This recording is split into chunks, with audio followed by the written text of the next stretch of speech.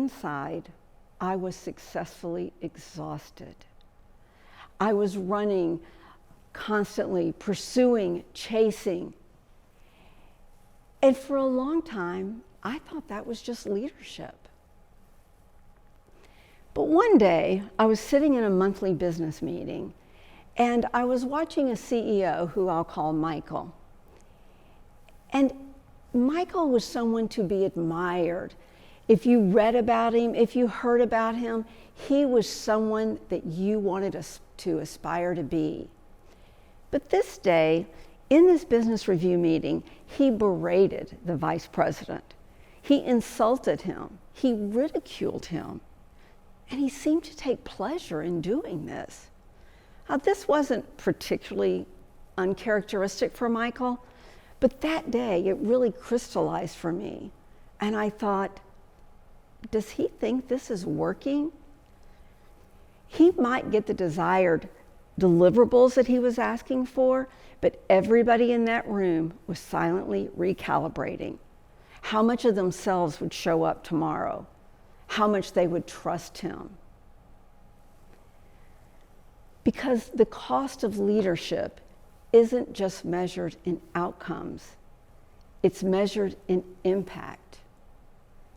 And those leaders who leave behind the negative trail, they're generally not bad people. They're just depleted. They're operating on patterns that helped them early in their career, but were no longer serving them. It was eroding trust. It was eroding their capacity to perform. Now, that's not a character problem, it's a capacity problem. And capacity can be trained. Your nervous system shifts toward survival. Your heart rate changes, your breathing changes, and your reactions start leading instead of your intentions.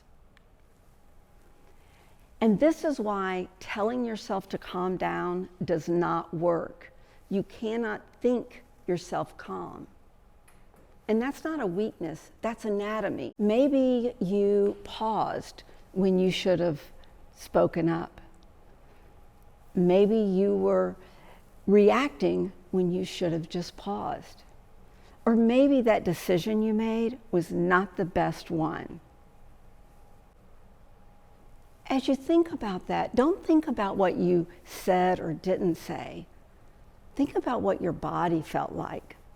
What was going on in your stomach, your chest, your breath? I bet nobody has ever asked you that question before. And that gap between what's going on in our bodies and how we're reacting is the single biggest reason that successful, competent leaders don't perform at their best when they're under pressure. When the rescuers reached them, they expected to see the boys in chaos, and instead they found them calm, meditating. That calmness came about because their 25-year-old soccer coach had spent 10 years in a Buddhist monastery, and he learned about the physiology of the power of the breath. He taught them to meditate. He taught them to breathe. And that human physiology responds the same way whether you're caught 4 kilometers underground in a cave or if you're sitting in a boardroom where you feel that your organization's future is at stake.